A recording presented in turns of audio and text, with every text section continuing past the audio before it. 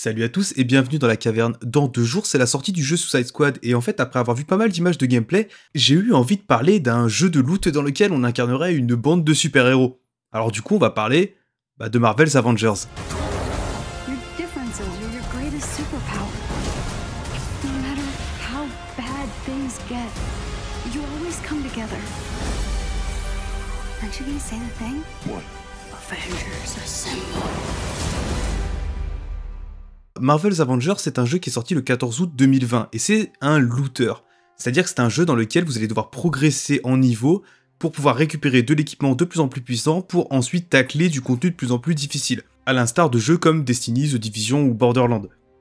Le jeu se divise en gros en 2 parties, le mode opération qui est la campagne, avec cinématiques, scénario, tout le bazar, et le mode libre avec des missions qui sont rejouables à l'infini pour justement farmer le fameux équipement que vous allez devoir améliorer.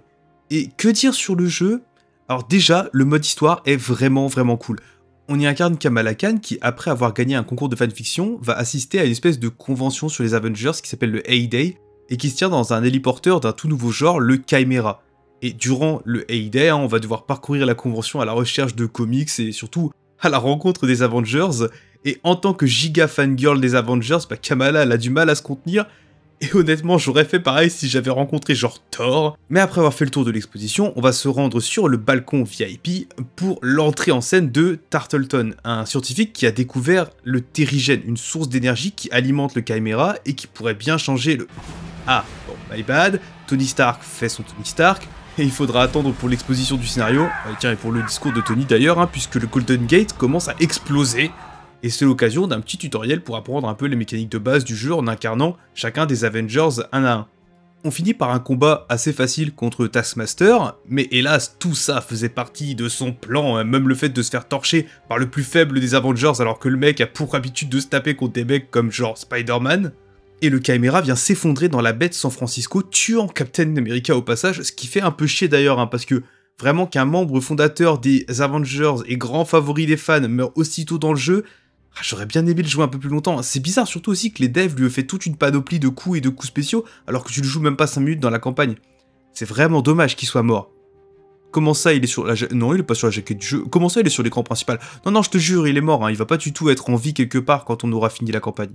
Enfin, après cette brève introduction, on saute 5 ans dans le futur, dans un monde qui est sans dessus dessous parce que les Avengers se sont dissous, le terrigène qui a été relâché dans l'atmosphère après le crash du Chimera a fait muter certains humains en inhumains, ce qui leur donne accès à des pouvoirs un peu surnaturels, et une entreprise du nom de AIM a racheté Stark Enterprise et a pris le contrôle de presque tous les États-Unis pour, je cite, endiguer le phénomène inhumain, la maladie inhumaine, à grands coups de contrôle de police forcé, de tests ADN et de tous les trucs totalitaires auxquels vous pouvez penser.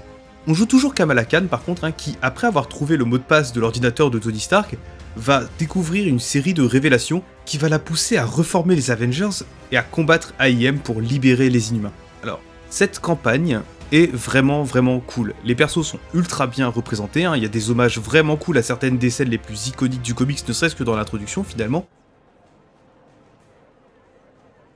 When the mob, and the press, and the whole world tell you to move, you plant yourself like a tree beside the river of truth.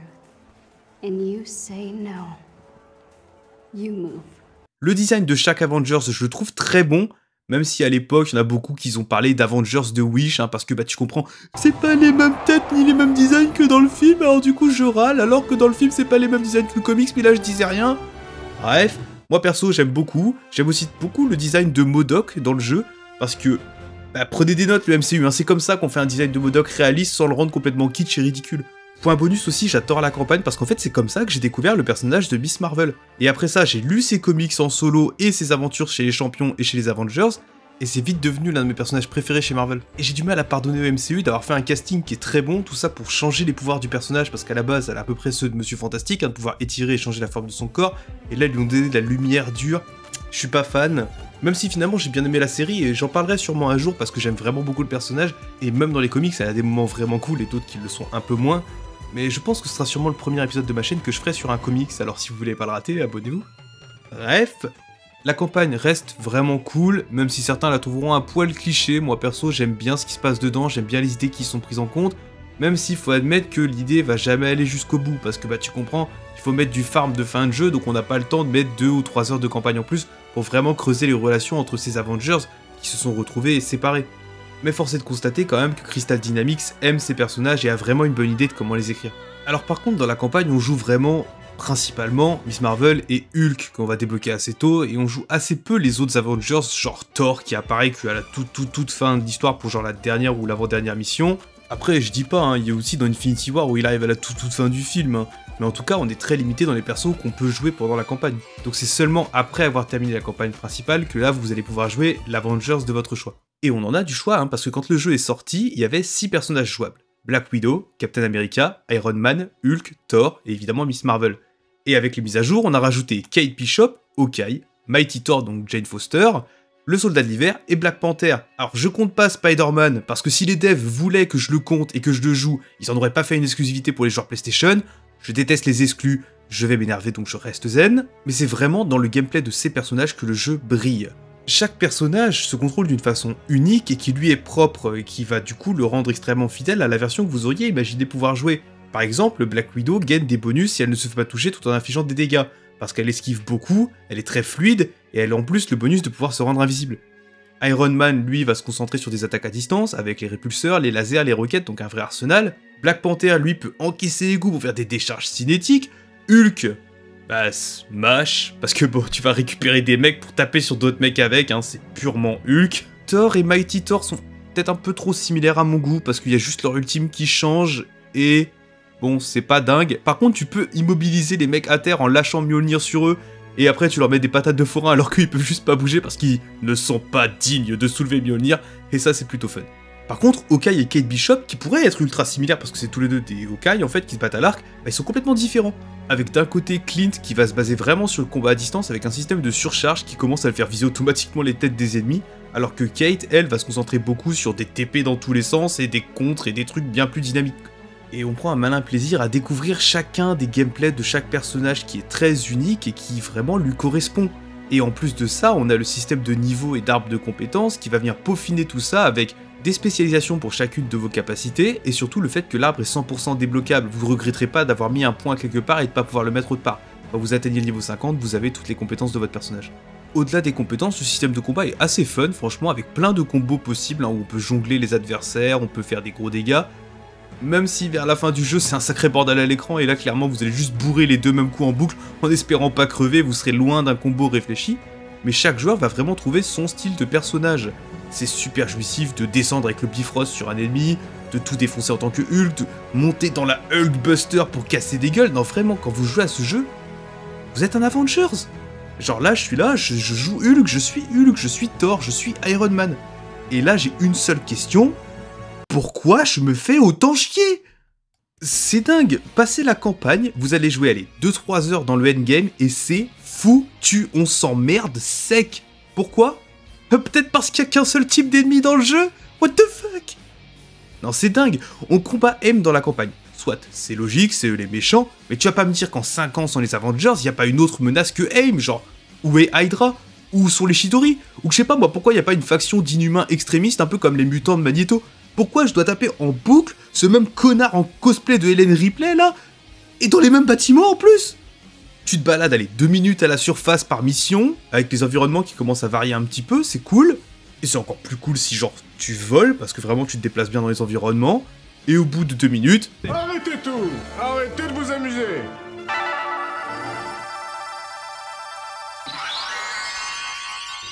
Et hop, tu te retrouves dans un énième complexe d'AIM avec juste toujours les mêmes environnements, avec les mêmes salles, les mêmes objectifs.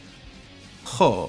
Alors oui, le but c'est de farmer en boucle les mêmes missions, oui c'est la nature du jeu qui veut ça, mais dans ce cas-là, tu donnes une personnalité aux missions. Je veux dire, regardez The Division 2, c'est sorti 1 an avant, et je suis désolé, là je regarde les images, je sais exactement où je suis dans le musée de l'air et de l'espace en train de casser des gueules.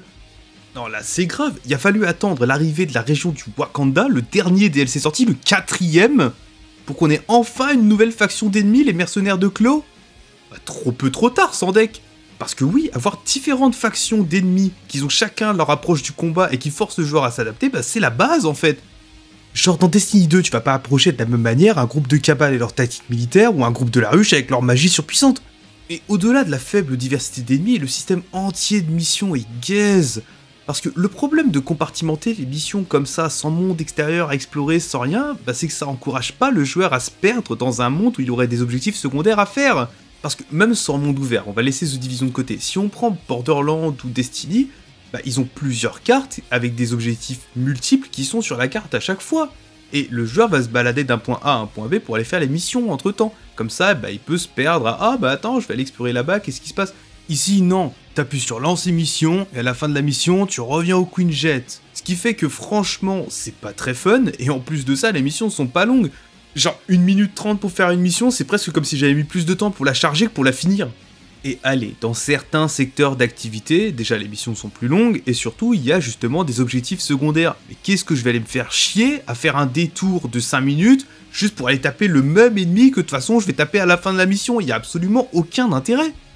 Et si on retire ces missions ultra répétitives, il n'y a pas de raid. Le seul raid disponible dans le jeu, c'est celui qui a été débloqué avec le Wakanda. Alors certes, le jeu n'a pas existé assez longtemps pour qu'il y ait plus de raids. Je veux dire, merde, j'aurais dû en avoir au moins 1 ou 2 à la sortie.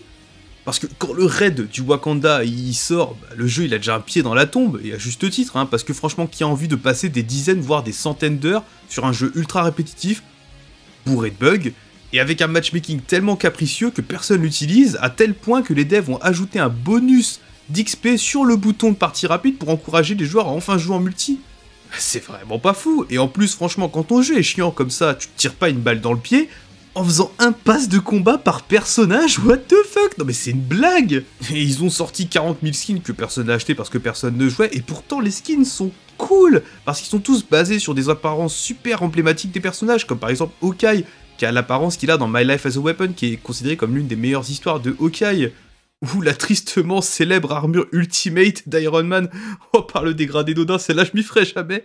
Mais les personnages aussi leur tenue issue des films du MCU, donc on voit vraiment que les devs ils adorent que ce soit les comics ou les films Marvel, et que s'ils ont eu les droits de réutiliser ces costumes-là, il y a de l'argent derrière ce jeu. Mais à la seconde où on a passé le fanservice ou le point narratif du jeu, bah tout s'effondre. Trop répétitif, trop peu de types d'ennemis, trop peu d'environnement, trop peu de contenu en général quoi. Je veux dire, j'ai joué 30 heures au jeu pour préparer cette vidéo, et la seule chose que j'ai eu envie de faire après, bah c'est de télécharger The Division 2 pour enfin jouer à un vrai bon jeu service. Même mon frère qui savait pas que le jeu existait, quand il m'a regardé jouer, la première chose qu'il a dit c'est « ça a l'air trop stylé » et au bout de 20 minutes « putain ça a l'air ultra répétitif ». Il lui a fallu 20 minutes pour comprendre que le jeu était répétitif. Et je suis pas le seul à avoir abandonné le jeu après avoir fini la campagne principale, hein, parce qu'après seulement 3 ans, le jeu a juste été retiré de la vente. Le 30 septembre 2023, c'était le dernier jour où vous pouviez acheter le jeu. Alors pour l'occasion, le jeu était à prix réduit et on pouvait avoir tous les costumes gratuitement, ça c'était cool, je dis pas, mais ça fait un peu chier qu'ils ferment un jeu comme ça, surtout que qu'est-ce qui va se passer s'ils ferment les serveurs vu que c'est un jeu en ligne, je pourrais juste plus y jouer? Ça fait chier, en plus moi ça me touille, parce que vraiment on voit qu'il y a un potentiel gâché, parce que vraiment, les personnages sont bons, la façon de les jouer est bonne, mais la boucle de gameplay est juste mauvaise.